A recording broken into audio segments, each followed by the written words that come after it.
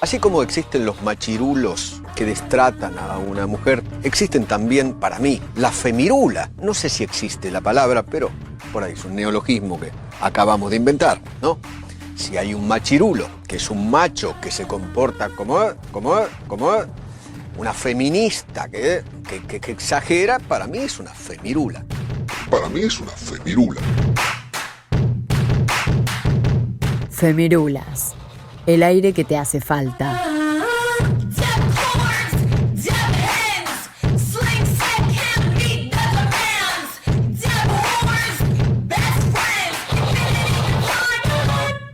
En un mundo de gusanos capitalistas, hay que tener coraje para ser mariposa. Loana Berkins, activista trans, defensora e impulsora de la identidad travesti.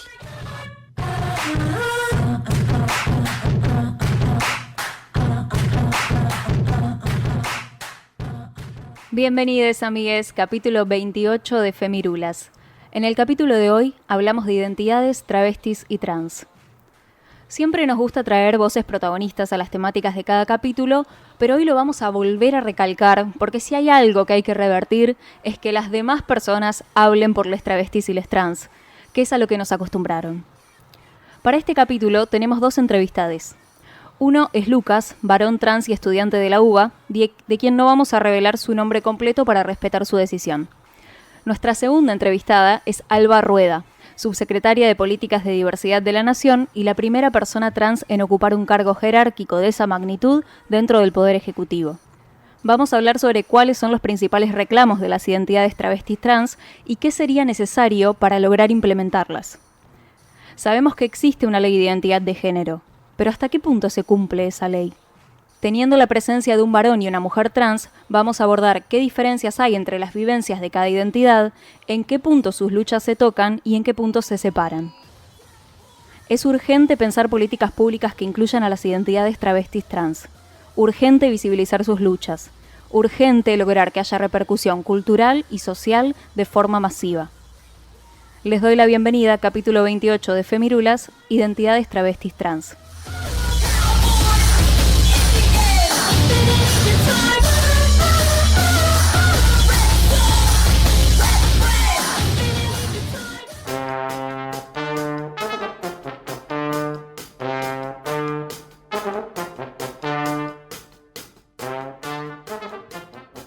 La comunidad travesti trans es muy amplia, variada y diversa y no todos tienen exactamente los mismos reclamos, y es por esto que le consultamos a Lucas, estudiante de la UBA y activista trans, cuáles son los principales reclamos de las identidades transmasculinas. Nada, antes que nada, gracias por invitarme o por interesarse en lo que tengo yo para decir. Sobre la primera pregunta, obvio, creo que no solamente... Si bien obviamente en puntos como más troncales o más grandes o básicos, digamos, coincidimos en varios reclamos, la forma en la que la sociedad percibe a los varones trans y a las mujeres trans o a la comunidad travesti son muy diferentes, casi como que desde una luz también muy negativa, a las mujeres trans y travestis están como hiperexpuestas y por supuesto que muy mal representadas, pero como hiperexpuestas a una cosa de la mirada social, digamos, como que hay mucha más confusión explicando que sos un hombre trans que si sos una mujer trans. No sé si se entiende mucho lo que quiero decir, pero como que todo, o sea, incluso desde el prejuicio es como que cuando te hablan de una mujer trans, mucha gente piensa, bueno, es un hombre que se viste de mujer, ¿entendés? Que por supuesto que está mal, pero digamos, por lo menos hay una idea, es como que la gente en lo que yo veo fuera de ámbitos, qué sé yo, quizás feministas o más progresistas, o por lo menos, no sé, sub 35, es como que lo primero es una confusión, no entiendo muy bien qué sos, y eso, bueno, obviamente refleja que no existimos mucho, es como la sociedad sabe muy poco de nosotros, y entonces yo creo que una de las principales cosas es que la atención médica es muy complicada, porque nadie sabe cómo atenderte, cómo tratarte, y terminamos como haciéndonos los boludos sobre nuestra propia identidad con los médicos, digamos, que nos atienden, o no yendo, que es lo que, bueno, por lo menos yo y la gente que yo conozco es lo que terminamos haciendo. Así que yo creo que eso, o sea, como mucho más allá de cosas que compartimos en el reclamo, como el cupo laboral o el tema de una buena entrega y aplicación de hormonas, uno de los reclamos principales es esto, como nadie sabe bien qué son los hombres trans, es como complicado adaptar esa parte de la sociedad que quizás está como fuera de esta problemática o discusión a una tratativa positiva de los tipos trans, y eso obviamente empieza con el Estado, básicamente. Me gustaría empezar destacando lo que nos decía recién Lucas, cómo es que siempre la feminidad, lo femenino, el cuerpo feminizado siempre está más expuesto, ¿no? Siempre es cosificado, es burlado, ultrajado, bastardeado y puesto en el centro de la escena para ser abordado, para quedar a merced de los opiniones de turno.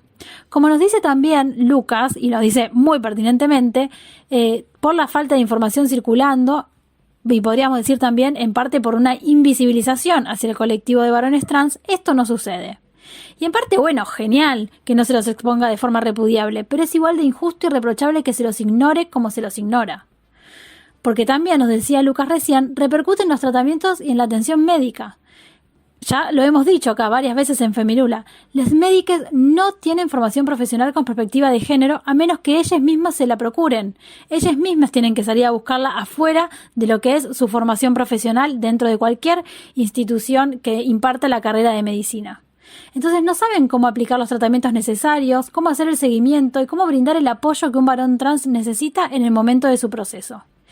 Y tal como nos decía Lucas también, esta visibilización, esta deuda que aún falta con el colectivo de varones trans, empieza por el Estado. Y la institución salud pertenece a un Estado y debería velar por atender a todos por igual y por tener la formación y la información pertinente para ello. Y es terrible porque esta no formación o falta de formación del personal de salud hace que, como dice Lucas, en el caso de los varones trans, dejen de ir a atenderse y dejen de preocuparse por su salud y de ocuparse por las cuestiones que les competen. Es terrible que una persona no pueda atenderse de una forma segura, cómoda, en un ambiente ameno por culpa de la falta de formación profesional, en este caso de salud.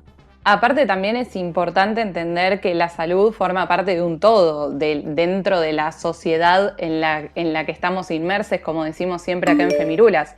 Entonces, es lógico, digamos, algo que sucede y es real, es que el sistema médico y el personal de salud no trabaja ni con perspectiva de género, ni tiene concepciones que rompan con el binarismo y el biologicismo. Entonces, pasan estas cosas que nos cuenta Lucas.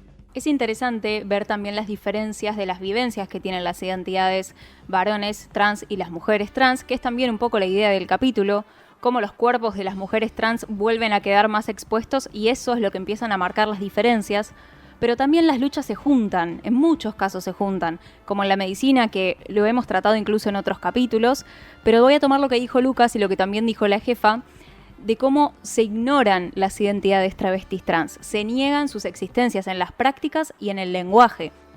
Y no podemos dejar de nombrar al Estado, como dijo la jefa, hay que nombrar y renombrar al Estado también, porque siempre va a ser el principal responsable. Y en gran parte, más allá de que la sociedad tenemos muchas cosas por revertir, las instituciones tenemos muchas cosas por revertir, pero el Estado tiene el poder de revertir esas injusticias. Entonces por eso siempre tiene que estar en el eje de la discusión, porque ellos pueden y tienen las herramientas para revertir todo esto. Este año, creo yo que uno de los resultados más victoriosos de las luchas de la comunidad travesti trans fue la incorporación de Alba Rueda como subsecretaria de Políticas de Diversidad de la Nación.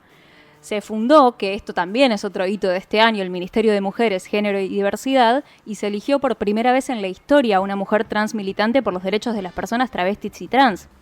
A Alba le hicimos la misma pregunta que a Lucas y nos contaba esto. ¿Cuáles son los reclamos principales de las mujeres trans y travesti? Bueno, en nuestro país está muy atravesado por condiciones muy similares a la población trans y principalmente a las mujeres trans y travestis. Lo que sucede en general es que la violencia policial, el abuso de la policía es algo muy muy común, digamos, dentro de los reclamos históricos para la agenda es que efectivamente no se criminalice más la prostitución, que realmente no haya un hostigamiento y un acoso hacia las personas trans por parte de la policía. Y después hay otras dos cuestiones que registramos como muy particularmente. Una son el reclamo por el derecho al trabajo. La mayoría de las personas trans quieren trabajar y lo hacen saber a través de cupo trans, a través de inclusión laboral. Es una convicción de toda la comunidad que queremos trabajar, que las personas trans queremos trabajar.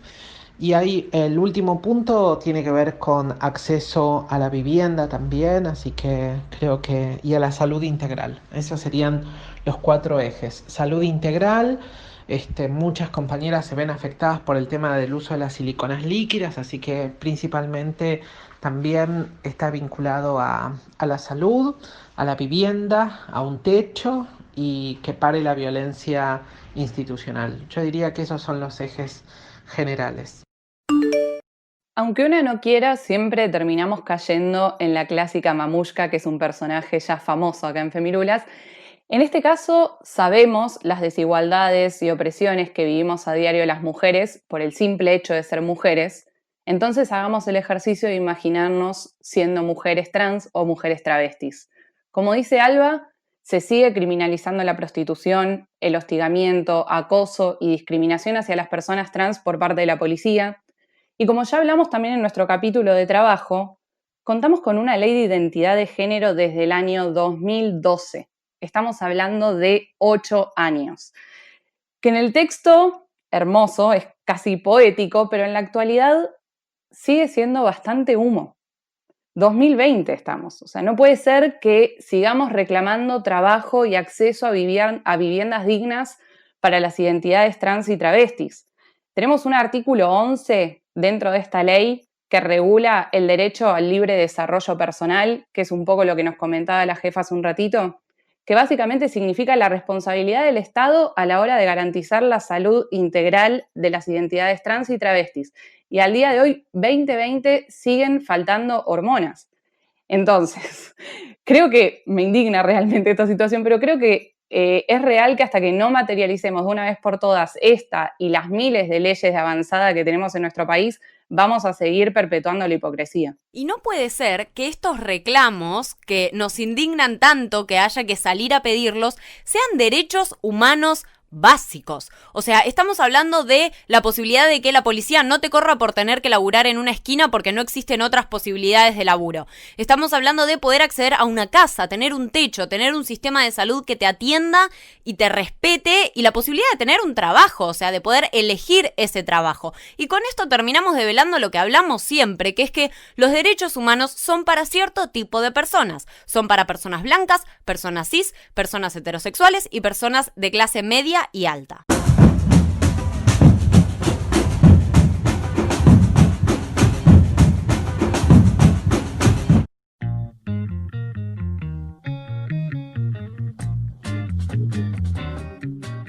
En este capítulo nos acompañan 2 entrevistadas con historias muy diferentes y esto no es casualidad.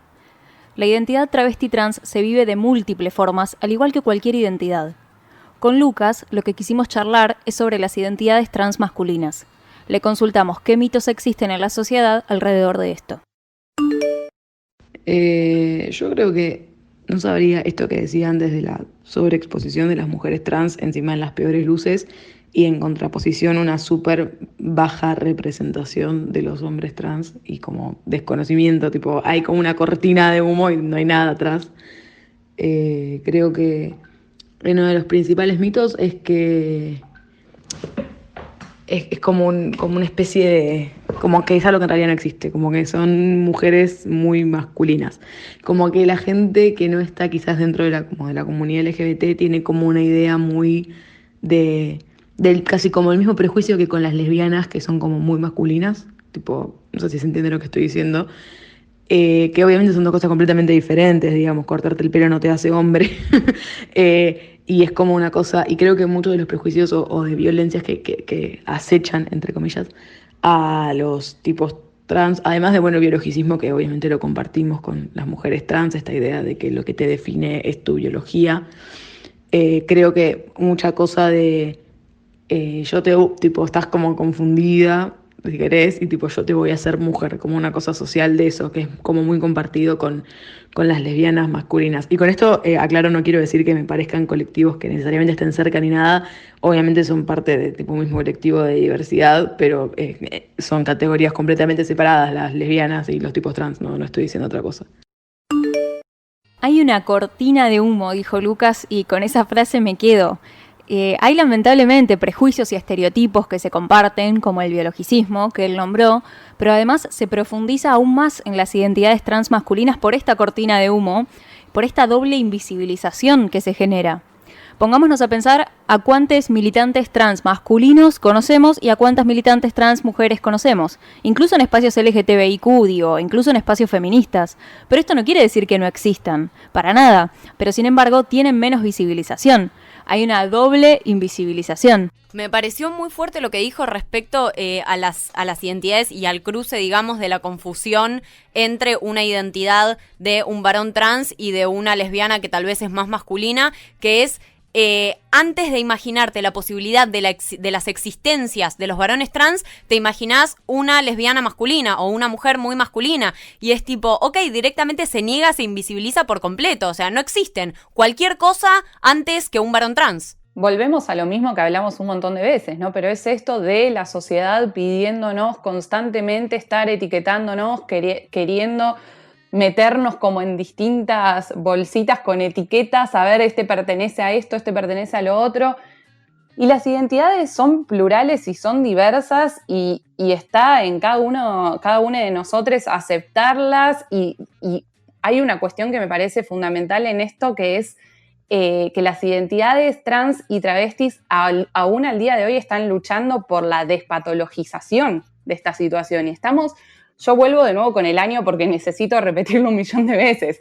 2020, gente, ¿de qué estamos hablando? Es tremendo. Las veces que tuvimos este debate, que ya ha salido en nuestros otros capítulos de otras identidades, esto de que decía Lucas, ya salió en otras identidades de estás confundida, estás confundido. ¿Confundida qué? Es una vez más esta necesidad de las etiquetas que decía Iro, pero como también este debate que ha salido en otros capítulos de hasta qué punto esa etiqueta también no nos sirve, ¿no? De repente nos molesta que nos etiqueten y molesta un montón, pero por el otro, si tengo cómo nombrar mi identidad, no solo anímicamente es un montón, personalmente es un montón, psicológicamente es un montón, sino que socialmente y culturalmente es un montón. Necesitamos también poder nombrar la identidad que somos y visibilizarla. Y esto de las etiquetas tiene que ver con lo que mencionamos siempre en una cantidad de capítulos interminables, que es que lo que no se nombra no existe y lo que no existe no tiene derechos. Tan simple y sencillo como eso. Y acá aparece la ley de identidad de género, que Iro la nombraba hace un rato. Puede llegar a ser una etiqueta tal vez, pero es tremenda etiqueta. Y como contaba Iro, la tenemos desde el año 2012, con un texto hermosamente progre, hermosamente avanzado. Si lees la ley, es realmente de un país que no sabes ni reconocer que es Argentina, pero sin embargo, al igual que muchas leyes en Argentina, llegamos a tenerla, la cual es una recontra victoria, pero muchos de sus principales puntos no se cumplen, no se aplican en la realidad. A Alba le consultamos a qué cree que se debe esto, cuáles creen que deberían ser los cambios que se apliquen de forma inmediata y cómo. Bueno, la ley de identidad de género es, al día de hoy, entiendo, todavía una ley de referencia muy, muy importante. Pone al Estado en una función administrativa, nos pone a nosotros, digamos, en el reconocimiento de nuestras identidades, y creo que en el artículo 2, que es cuando describe de qué se tratan las identidades trans, las identidades de género, justamente creo que habla de que el Estado debe reconocer todas las identidades de género. Y en eso, para las personas no binarias, me parece que es fundamental, o sea que además es una ley que está vigente, que es actual, que tiene que ver con nuestras sociedades. A la vez, también creo que uno de los artículos más desconocidos es el artículo 12, que es el de trato digno. A mí me parece fundamental, tiene que ver principalmente con cuestiones culturales, con el desconocimiento y la administración principalmente que hacen las distintas instituciones. El trato digno tiene que ver con reconocer el derecho de las personas trans, tanto en ámbitos públicos como privados, especialmente para las personas menores de 18 años, que hayan o no cambiado su documentación. Y esto quiere decir que se va a respetar a todas las personas por su identidad de género. Y cuando no funciona, cuando no se respeta, es efectivamente porque hay personas que interpretan la ley o se ponen arriba de la ley y consideran que efectivamente son ellos los responsables de hacer efectivo digamos, el reconocimiento de derechos del Estado, cuando en realidad es al revés. Hay una función administrativa que deben cumplir y con quien se debe registrar a las personas que no hayan cambiado el documento, se debe llamar especialmente a niñas y adolescentes trans. Esa es, digamos, el espíritu y además el texto de la ley del artículo 12 y con el que me parece que es el más preocupante para los ámbitos educativos, que no se respete la identidad de género a simple mención de niñas y adolescentes, y este es el punto. Me surge como una contradicción tremenda con este punto que nos comenta Alba, porque por un lado entiendo que tenemos que velar, lógicamente, por el respeto a la identidad de género de todas las personas y, como nos comenta, resulta fundamental hacerlo durante la etapa de la niñez y la adolescencia. Entonces, poder contar con este respaldo normativo es sumamente importante para finalmente erradicar la violencia, la discriminación, la desigualdad hacia las identidades trans y travestis. Pero después le encuentro como una contracara, no sé qué opinan ustedes, pero digo, somos una sociedad que tiene que regular el trato digno. O sea, yo no puedo evitar basarme en el propio texto de la ley, que ya como título del artículo 12 habla de trato digno. Son dos términos que no puedo creer que sea necesario tener que regularlos y tener que tenerlos por escrito. Es que, Iro, lo dijiste vos justamente hace un rato, o sea, todavía en muchos casos se lucha contra la despatologización. Entonces, ¿de qué estamos hablando? Estamos hablando de personas que no se les respeta su identidad de género porque en muchos casos creen que son enfermedades o que son tipos que se visten de mujeres o que son mujeres que se visten de tipos o que qué sé yo, una cantidad de sarta de boludeces porque no hay otra forma de mencionarlo. Entonces es como, está bien, es indignante, pero lamentablemente vivimos en una sociedad súper discriminatoria, súper exclusiva, excluyente. Entonces son necesarios, porque si no, lamentablemente ahí aparecen las vidas que no son dignas, las vidas que realmente viven un nivel de violencia y de sufrimiento que no debería por qué pasar. Acá creo que sale un debate muy interesante que siempre para mí es muy rico debatir, que tiene que ver con cómo cuando UNE se empieza a juntar o a reunir en espacios feministas, empezás a pensar que todas estas cosas ya no pasan más, empezás a pensar que estamos un poquito más avanzados como país, empezás a decir, che, qué bueno, y te das cuenta que en realidad a nivel masivo eso no pasa. O sea, a nivel masivo somos una sociedad de mierda todavía, en un mundo de mierda.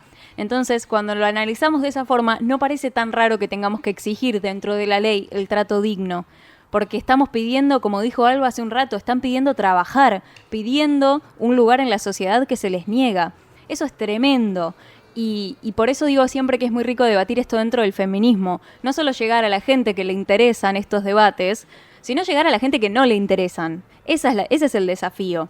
O sea, realmente pensar un Estado transfeminista, una sociedad transfeminista. Eso es utópico ahora, pero es la única solución. Creo, de todas maneras, que un caminito por el cual empezar tendría que ser nuestra famosa educación sexual integral, que vuelve a aparecer en todos los capítulos y nunca me voy a cansar de llamarla la madre de todas las batallas, porque es diferente si recibimos educación sexual integral desde chicos.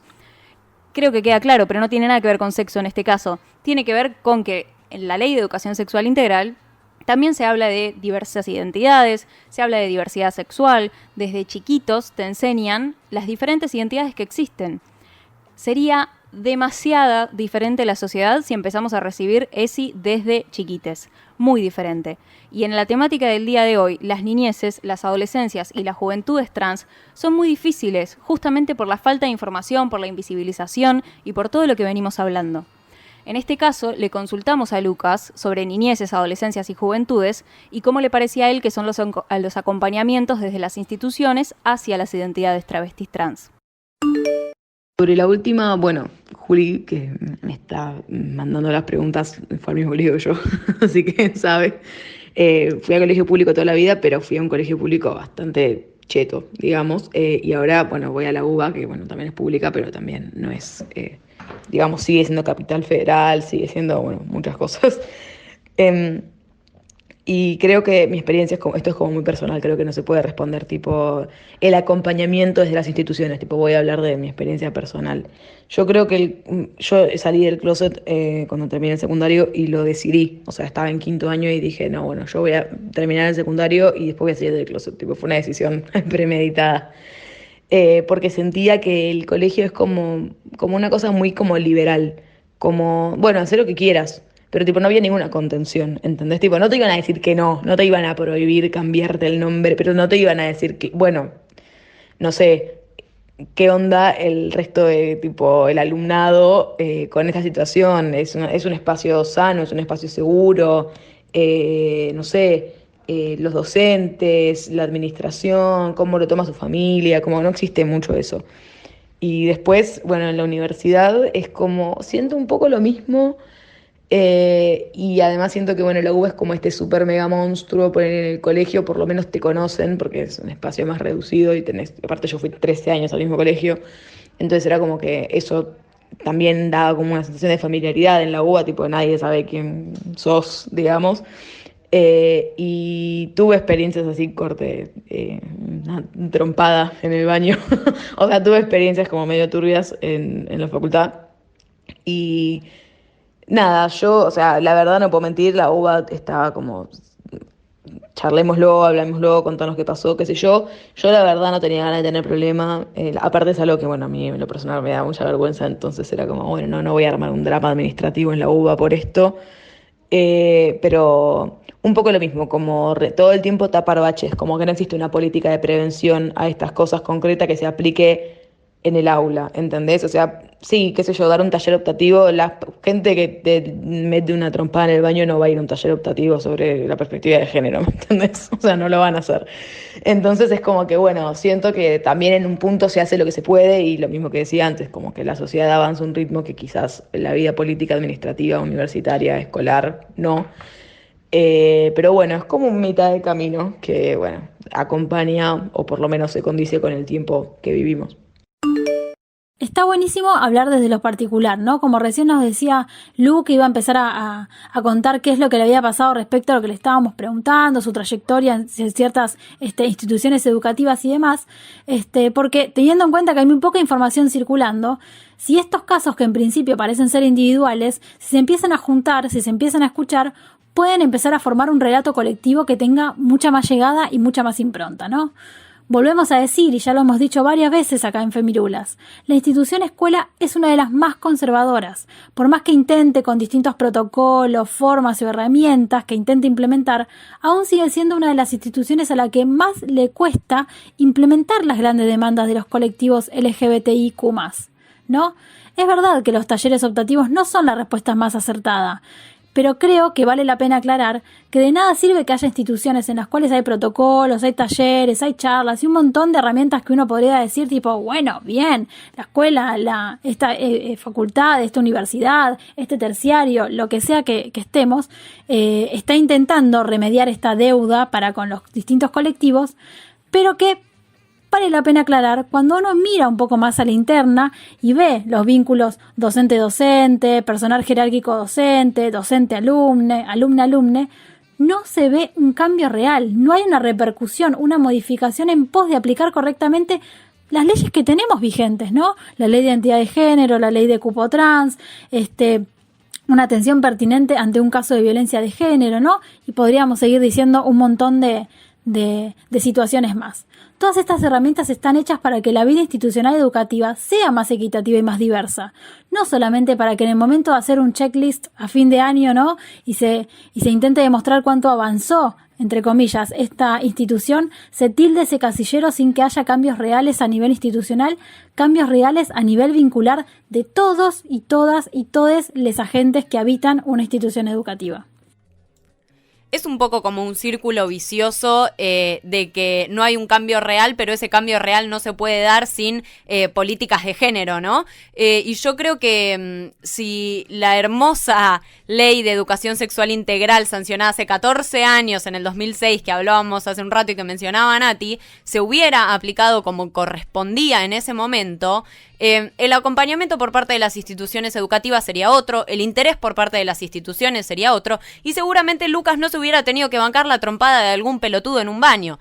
Entonces hay ahí una situación que lamentablemente nos está faltando y sigue siendo un gran bache y una gran deuda por parte del Estado. Y no quiero dejar de mencionar otra cosa, que es que en oposición a toda esta poca preocupación o interés de las instituciones educativas, existe el bachillerato Mocha Celis, que es el primer bachillerato travesti trans en el mundo que busca terminar con la exclusión de las personas LGBTIQ+ en Argentina. Entonces, a pesar de varias situaciones de mierda, tenemos una de cal y una de arena.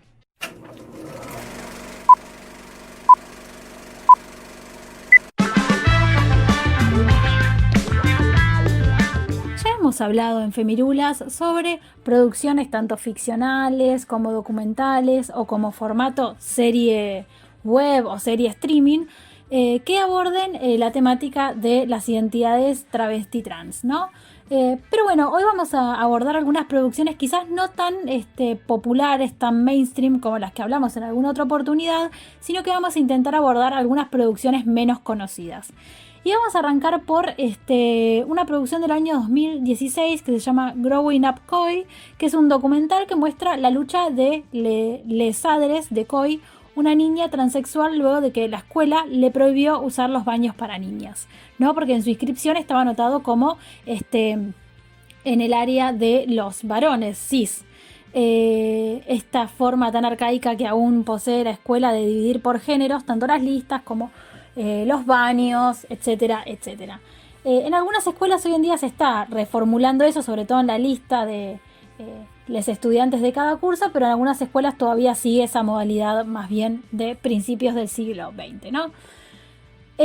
Seguimos con una película más vieja, 1978, Un año con 13 lunas. Es del gran director, y me pongo acá del pie, de Werner Fassbinder. Es un director alemán que en esta película lo que hace es narrar los últimos días de Elvira, una mujer transgénero que fue agredida en un parque por su pareja y que bueno, va como rememorando todo lo que fue pasando en su vida hasta llegar a ese momento de introspección que vino después de una situación violenta que le tocó vivir. Fassbinder fue un director que jugó mucho con la mostración de colectivos que en algún momento fueron más bien invisibilizados en la sociedad, así que no está nunca de más revisitar su filmografía. Seguimos con otra película, vamos saltando un poco en el tiempo, pero para que no nos estanquemos temporalmente. Tangerines, película del 2015 de otro gran director que viene bastante en punta, se llama Sean Baker. Es el mismo director de Florida Project, y en esta película lo que hace es mostrar como un día, un par de horas de la vida de una trabajadora sexual transgénero, y bueno, todas las cosas que le tocan vivir en una ciudad de Los Ángeles que poco tiene que ver con esa Los Ángeles que es Hollywood, excesos y demás, ¿no? Sino Los Ángeles más de los suburbios, de los alrededores, de lo que sería el conurbano de esa zona de Estados Unidos.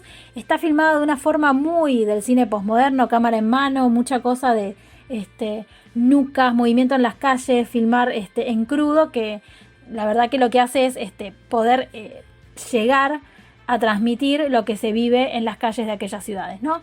Está filmada aparte con 3 iPhones, 3 teléfonos, así que ahí también como que tiene un punto innovador bastante interesante. Seguimos con otra producción también de los 2000, año 2005, y creo que ya la hemos nombrado acá, pero nunca está de más traerla de nuevo a colación.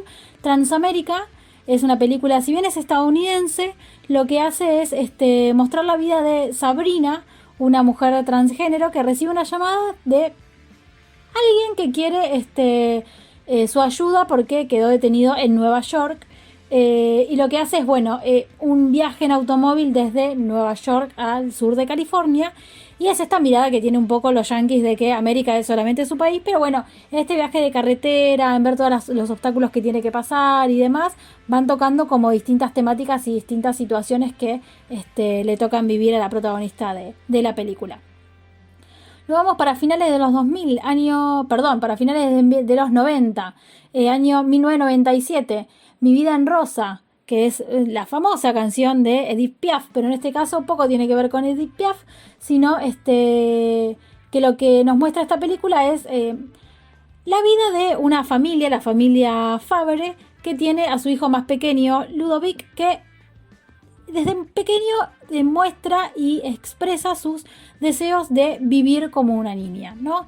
Entonces, bueno, lo que muestra es como el proceso que la familia tuvo que pasar en aceptar, ¿no? Este deseo, esta decisión. Estamos hablando a fines de los 90, no era algo tan hablado como es hoy en día.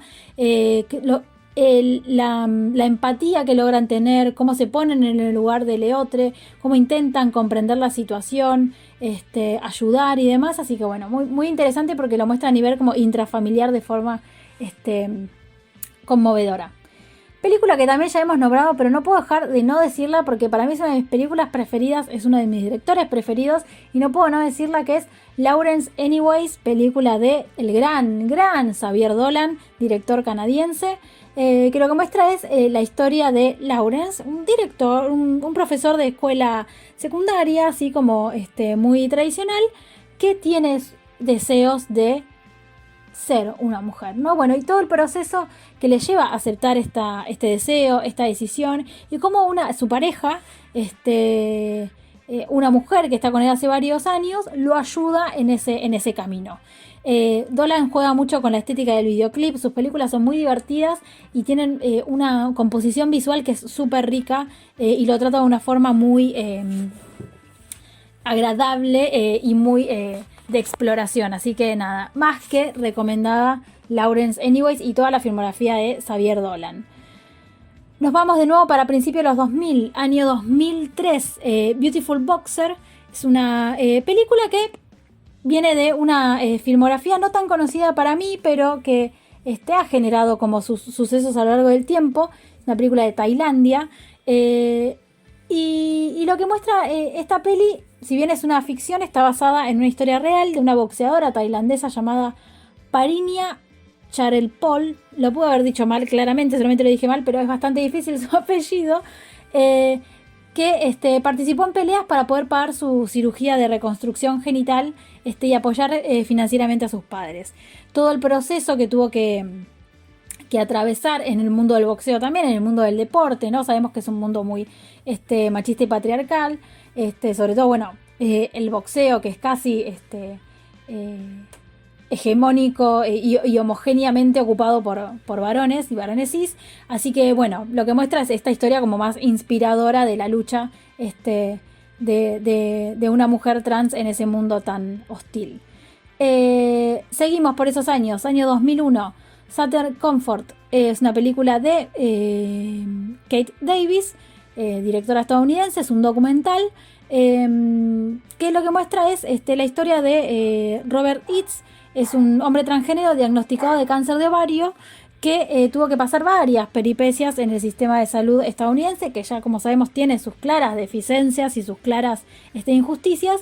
Imagínense un hombre trans pidiendo tratamiento por un cáncer de ovarios, ¿no? Entonces, bueno, todo lo que tuvo que luchar para que pueda ser atendido. Es una película que después se convirtió en un musical también en el año 2016 y estuvo en teatro allá en Broadway, así que fue una historia que marcó bastante la escena estadounidense en este aspecto. Nos vamos para Europa, ya no Francia, como venimos diciendo, ya no Alemania, como hablamos con Fassbinder, sino nos vamos a Inglaterra. Una película para televisión, un telefilm llamado Butterfly.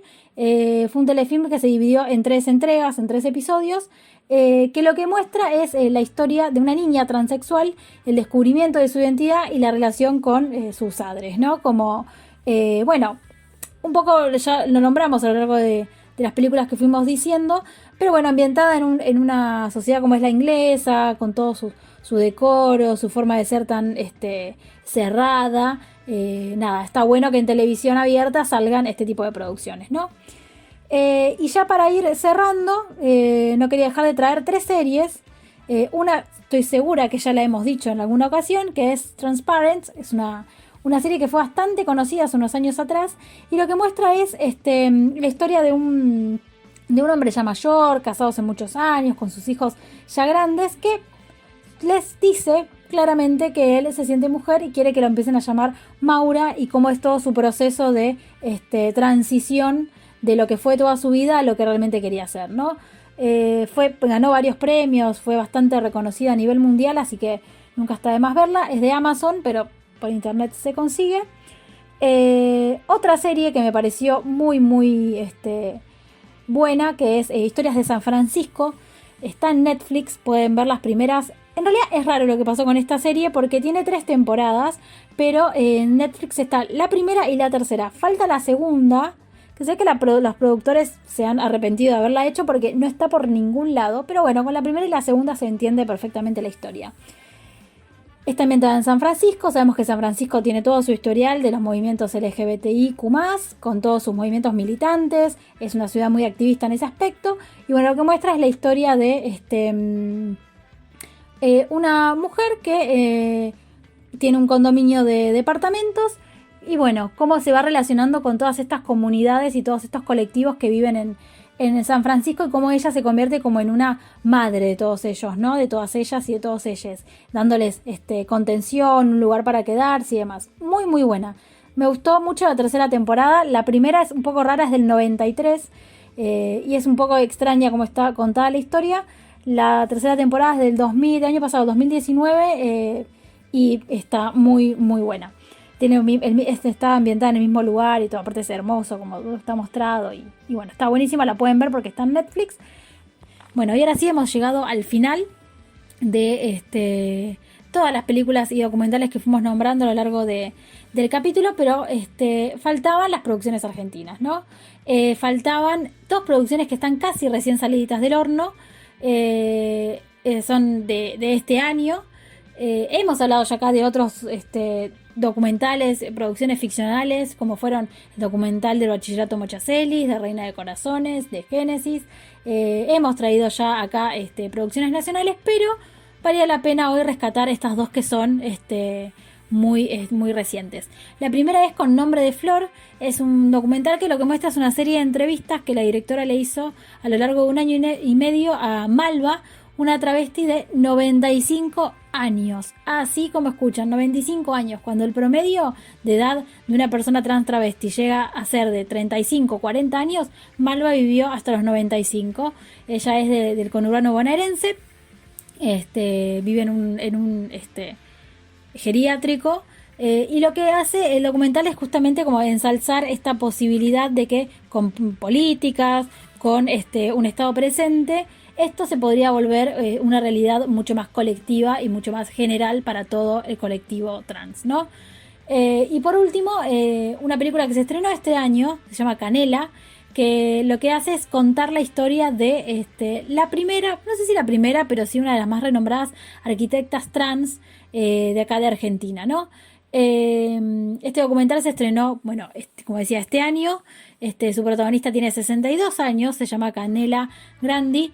Y tanto ella como la directora y como la producción del documental decidieron, a través de su estreno online que fue en mayo, que partes de las ganancias que ganaran con el visionado de la película a través de las plataformas streaming donde se podía ver, donarlas para combatir el momento adverso, ¿no? Que el COVID, si bien nos dio a todos en nuestras economías y en nuestras estilos de vida, sabemos que el colectivo trans también lo afecta de forma mucho más complicada y mucho más difícil de sobrellevar. Así que bueno, un aplauso para toda la producción y les dejamos en redes toda la información para que puedan ver estas pelis y otras que quedaron ahí en el tintero.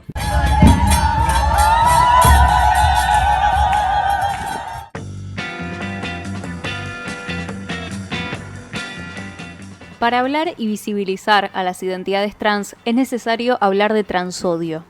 El transodio y el travestiodio sigue existiendo dentro de esta cultura patriarcal y sigue costando incluso la vida de los compañeros travestis trans. A Lucas le consultamos de qué manera se manifiesta la transfobia hacia las identidades transmasculinas. Yo, es raro porque esto que digo, como nadie está mucho pensando en los chabones trans en general, es como que en la sociedad como concepto tiene mucho más presente otras cosas de la diversidad, es como, no sé, está como un poco presente. Yo creo que se vive como mucha violencia en algún punto en las instituciones educativas y sobre todo en las instituciones de salud, eso es como lo más pesado. Pero eso tiene más que ver como quizás como con un progreso que tiene que hacer el Estado y como sabemos la vida política y administrativa siempre va más lento que la vida social de los individuos, digamos. No quiero entrar en temáticas así como returbias o pesadas de violaciones correctivas ni nada, que por supuesto hay y no son pocas tampoco. Yo creo que sí me parece, o sea, como para no decir obviedades, sí me parece que incluso dentro de la comunidad está como, de la comunidad LGBT está como raro. Primero porque es como que es raro porque sos, o sea, no sé, yo que suelo estar con mujeres, es como, bueno,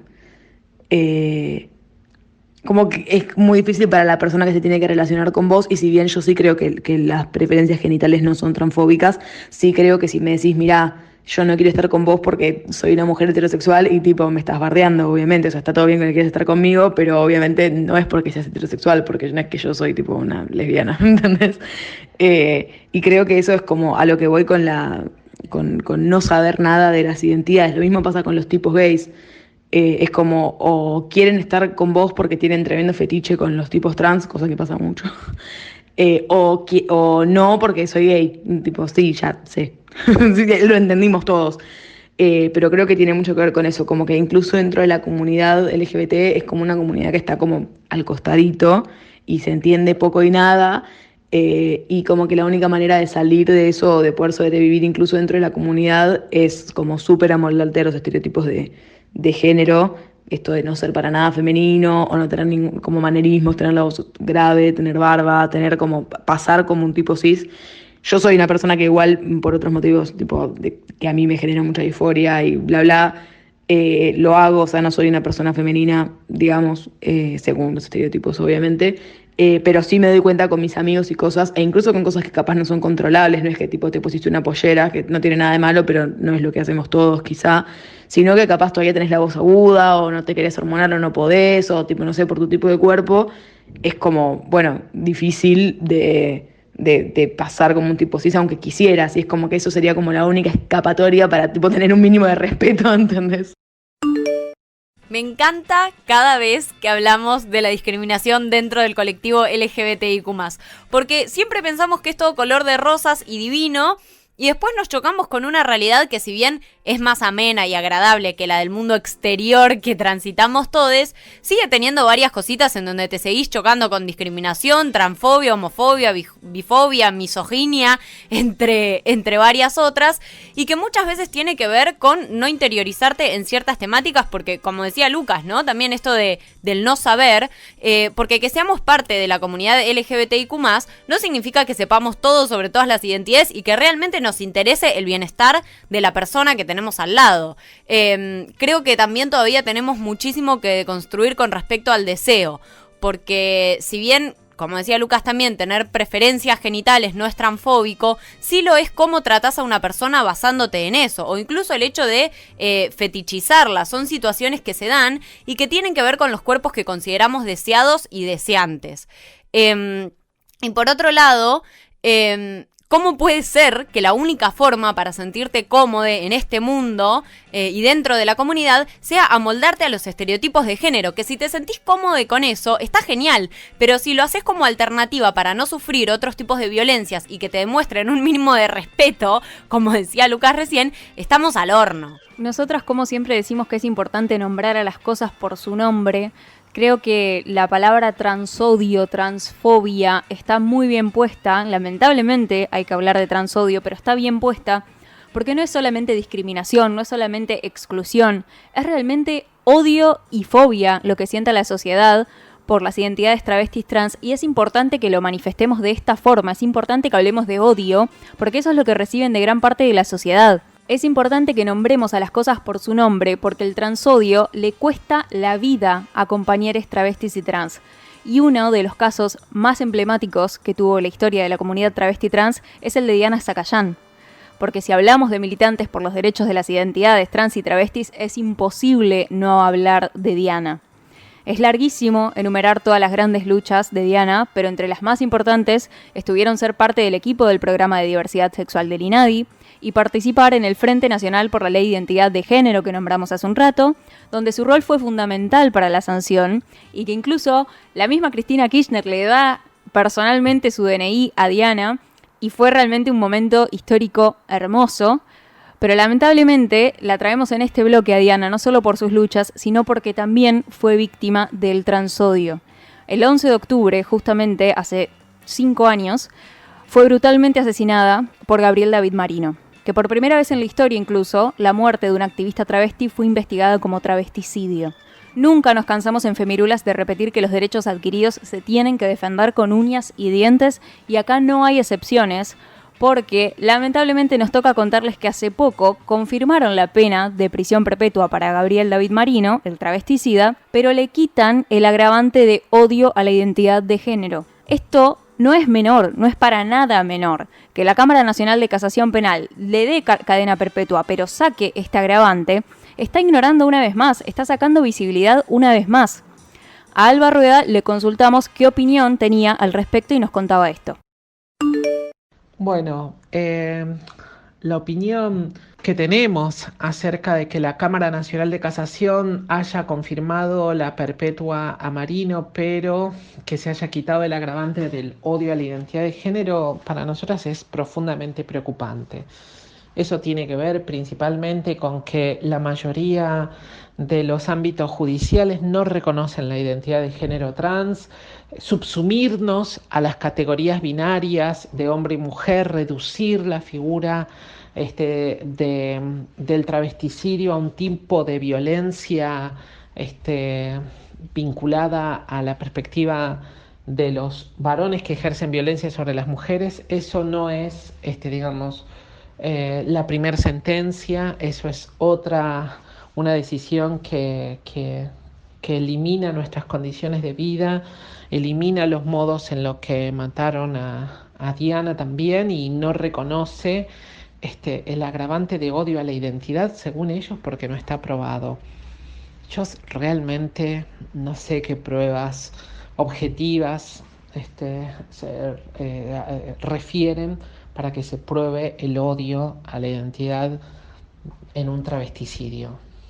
La verdad, sorprendida, y creo que además fue una sentencia totalmente innecesaria y cruel con toda la comunidad, porque ahí hay un mensaje judicial al ámbito de la comunidad trans y va bastante en esa línea, en un mensaje de la falta de reconocimiento que hoy tiene la justicia hacia nuestros cuerpos, hacia nuestras identidades. Bueno, no hay mucho más que agregar, más que lo que había dicho también Nati hace un rato, de que siempre hay que estar defendiendo los derechos, porque viene algún gobierno facho y te lo saca. Si nosotros no militamos la ley de identidad de género, el cupo laboral travesti trans, no reivindicamos las luchas de la comunidad travesti trans, no visibilizamos sus existencias, viene la justicia a demostrar una vez más su faceta patriarcal y transodiante, porque muestra sin ningún tipo de pudor la postura que tiene respecto a los derechos humanos, no solo de la comunidad travesti trans, sino de todo el colectivo LGBTIQ+, y es un discurso sumamente peligroso. Alba Rueda, después de esto, también había dicho una frase que es muy simple pero muy gráfica, de la urgencia que tiene exigir la perspectiva de género en todos los ámbitos, pero sobre todo en la justicia. Y ella decía que negar nuestras identidades es invisibilizarnos y es negar los motivos por los que vivimos y nos matan. Negar el motivo por el que matan a una mujer trans es lo más grave de todo esto, porque sigue invisibilizando. La parte más grave de todo es no nombrarlo. Por eso también antes me enervaba mucho con con nombrar lo que es el transodio y la transfobia, porque es eso lo que tiene la sociedad. Es un odio que lleva al punto de matar a una mujer simplemente por ser una identidad trans. La última consulta que le hicimos a Alba tiene que ver con la situación actual, que no podemos dejar de hablar sobre esto. En todos los programas hemos hablado de cómo la pandemia profundizó las desigualdades. A Alba Rueda le consultamos de qué manera afectó el coronavirus y la pandemia en las identidades travestis y trans. La pandemia dejó al descubierto uno de los temas más graves y es como la precariedad de las economías de subsistencia que tiene la población trans. Con la ASPO, cuando se cierran, con el aislamiento, cuando se cierran las esquinas, cuando las personas trans no tienen otros modos de subsistencia, aparece el hambre, aparecen las amenazas de desalojo, aparecen los desalojos, aparece la violencia institucional y policial, y realmente dejó al descubierto condiciones históricas de muchas violencias, con lo cual la preocupación mayor es eso, tener en cuenta una perspectiva de derechos integrales para abordar el tema de la pandemia. No basta solo con entregar comida, hay que trabajar muchísimo para que los derechos de las personas trans tengan que ver con una serie de derechos fundamentales, donde la oportunidad surja justamente de la posibilidad de hacer sustentable nuestras vidas, la de nuestras familias, contar con un salario a fin de mes, y que si justamente por motivos de pandemia no nos podemos dirigir al trabajo, podamos continuar con subsistiendo. Esto es, un dato que afecta la pandemia, y el tema de la falta de empleo afecta a más del 80% de la población trans, con lo cual es realmente complejo y seria la situación. Afortunadamente pudimos avanzar con la incorporación al potenciar trabajo de más de 5.000 personas trans, y además de eso, el cupo laboral en la administración pública creemos que es una respuesta a la altura de las circunstancias estructurales y avasallantes que vive la población trans. Si intentamos mirar un poquito el vaso medio lleno, pienso qué suerte que la pandemia haya tocado con Alba Rueda a la cabeza en el Estado, y no sin ningún tipo de representación de las identidades travestis y trans. Alba lo dice en su audio y es demasiado gráfico. El 80% de las identidades travestis y trans se ven afectadas por la pandemia y no tienen trabajo.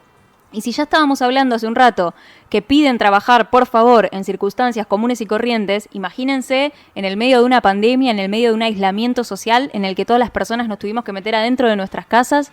Si para el común denominador de las personas, y común lo voy a poner entre comillas, pero si al común denominador le afectó, imaginémonos a las identidades que ya de por sí, en la total normalidad, tienen que pedir por favor que las dejen trabajar.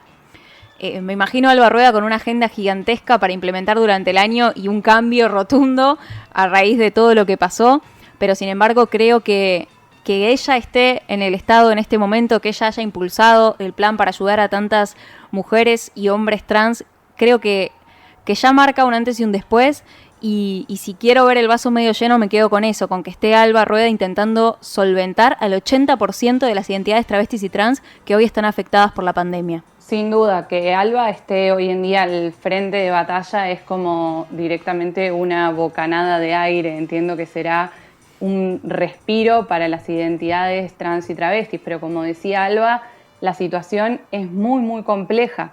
Ella nos habla de subsistir directamente.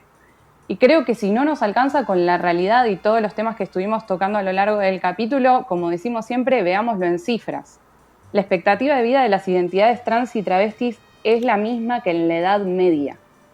Esto es tremendo. Hablamos de 35 años de expectativa de vida para estas identidades y creo que todos en algún punto somos responsables de esto.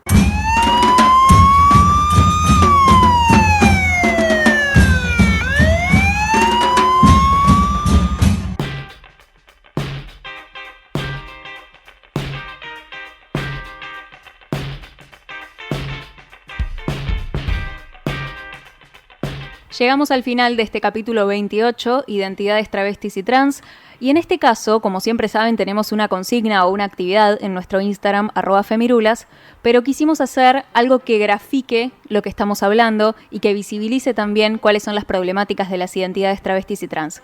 Fue por eso que en este caso hicimos una encuesta para que participen los oyentes. Tal cual, esta vez cambiamos directamente el formato habitual, digamos.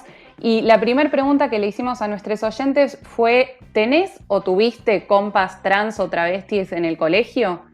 Y en este caso el 13% dijo que sí, contra el 87% que nos dijo que no. Tengamos en cuenta que tuvimos más de 100 oyentes respondiendo a estas consultas. La siguiente pregunta que le hicimos a nuestros oyentes fue: ¿tenés o tuviste compas trans o travestis en la facultad? Y en este caso aumentaron el sí, pero bueno, sigue siendo muy ínfimo al lado del no. El 29% respuesta afirmativa y el 71% respuesta negativa. Y por último, les hicimos esta misma consulta respecto al ambiente laboral. Y en este caso nos respondieron un 13% que sí, tuvieron compas trans o travestis en el laburo, y un 87% que no. Estos son los números que nos permiten ver en un pequeño porcentaje de personas y de testeo, digamos, el bajo acceso a la educación, al trabajo que tienen las personas y las identidades trans y travestis. Y creo que eso también es un poco lo que queremos demostrar, que no solo es su invisibilización, sino el poco acceso a cuestiones que en realidad el resto de las personas tenemos, básicamente por su identidad de género o por nada, no terminar de salir del closet porque sabe que hay un montón de cosas en la vida que se le van a complicar, como por ejemplo Lucas, que había premeditado salir del closet y nominarse como varón trans una vez que terminara el colegio. Entonces creo que es tan bueno tener en cuenta estos porcentajes y estas pequeñas estadísticas. Esa era la intención también, visibilizar y hacernos pensar, darnos cuenta cómo faltan las identidades travestis y trans, como dice Juli, en todo lo cotidiano, pero que sin embargo hay muchísima gente que es trans, que es travesti y sin embargo no tiene el lugar que merece en la sociedad. Es urgente pensar un Estado y una sociedad transfeminista. Gracias por llegar hasta acá y nos encontramos la próxima. Chau, chau. Femirulas, el aire que te hace falta. Seguinos en Twitter, Instagram y Facebook como @elbaído. Seguinos en Twitter, Instagram, Facebook como @elbaído. Hacen la artística. Dale, seguinos.